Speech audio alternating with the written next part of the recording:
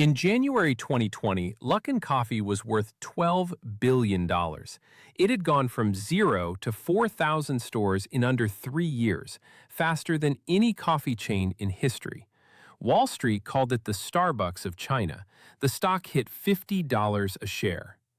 3 months later, the company admitted that $310 million in sales, roughly 40% of its reported revenue, had been completely fabricated. The stock crashed 81% in a single day. The CEO and COO were fired. The company was delisted from Nasdaq. This is not a story about bad coffee. It's a story about what happens when growth becomes the only metric that matters, and no one checks whether the numbers are real. Luckin Coffee was founded in 2017 by Charles Zhengyao Liu and Jenny Jia Qian.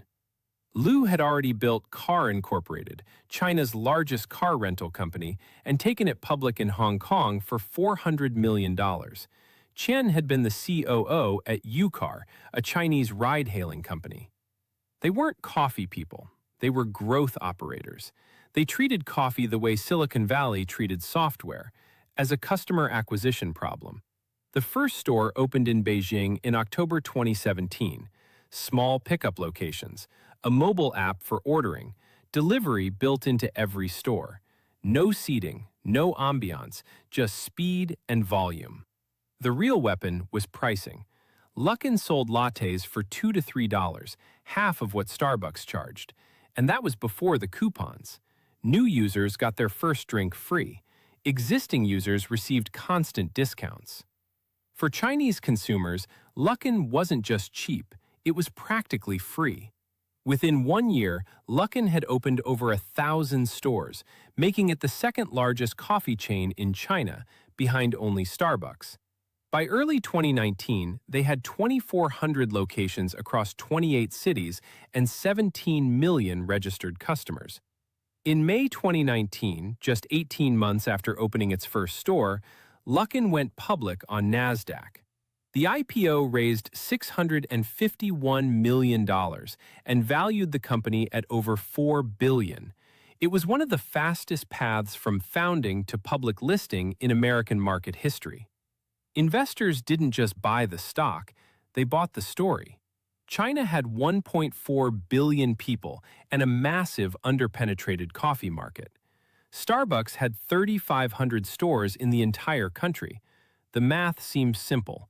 Whoever could scale fastest would own the market, and no one was scaling faster than Luckin. By January 2020, the stock hit $50 a share. The market capitalization exceeded $12 billion. But behind the numbers, something was deeply wrong. Starting in April 2019, 1 month before the IPO, Luckin's COO, Jian Liu, began directing employees to fabricate sales. The first level was simple. Employees and their family members used personal payment accounts to buy coffee coupons. Those coupons were redeemed, sometimes for real orders, sometimes for orders that never existed, and each redemption was recorded as a legitimate sale. The second level involved shell companies. Employees created fake business entities that purchased bulk coupons from Luckin. The money flowed from Luckin to the shell company and back to Luckin, a closed loop disguised as revenue. This mechanism accounted for roughly 90% of the fabricated sales. To cover the trail, the company maintained a shadow set of books. Accounting records were altered. Bank records were modified. Operational expenses were inflated to make the profit and loss statement appear consistent. By the end of the scheme, Luckin had fabricated roughly $310 million in sales between April 2019 and January 2020. By the third quarter of 2019, 45% of reported revenue did not exist. The fraud might have continued if not for a short seller. On January 31, 2020, Muddy Waters Research, run by Carson published an 89-page report on Luckin Coffee. Investigators had stationed people at Luckin stores across China, counting customers and tracking orders. They cross-referenced that data with Luckin's reported numbers. The conclusion was devastating. Muddy Waters alleged Luckin was inflating sales per store by up to 88%. The stock dropped 24%. The company denied everything.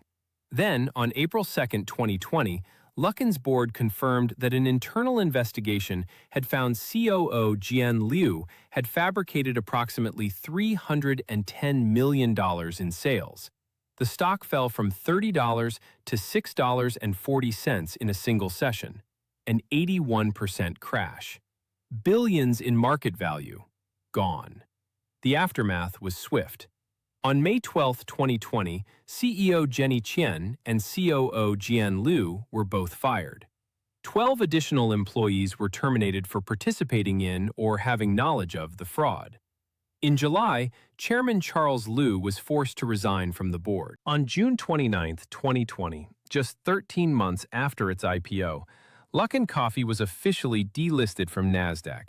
The fastest rise to the stock market had become one of the fastest exits.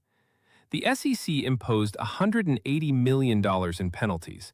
A shareholder class action settled for $175 million. Chinese regulators added a $9 million fine. Luckin filed for Chapter 15 bankruptcy protection in the United States. Investors who bought at the IPO lost over 80% of their money.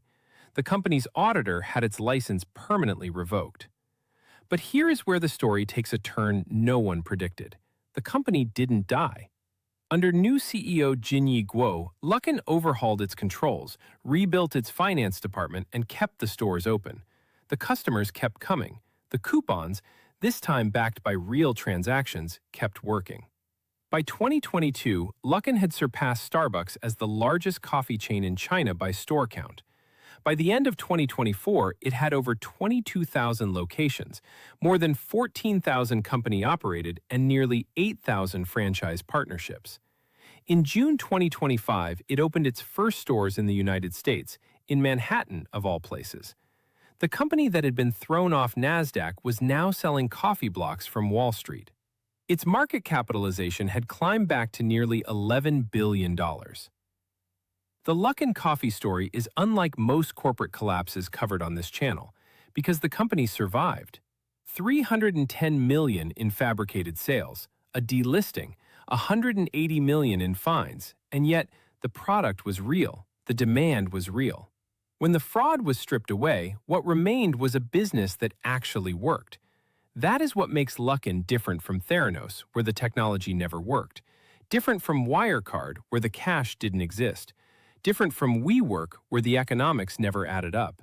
Luckin committed fraud to accelerate a story that was eventually going to be true anyway. $12 billion in market value, $310 million in fake sales, and the company that fabricated its growth eventually achieved it for real. Whether that's a redemption story or the most brazen second act in corporate history depends on where you're standing and whether you were one of the people left holding the bill.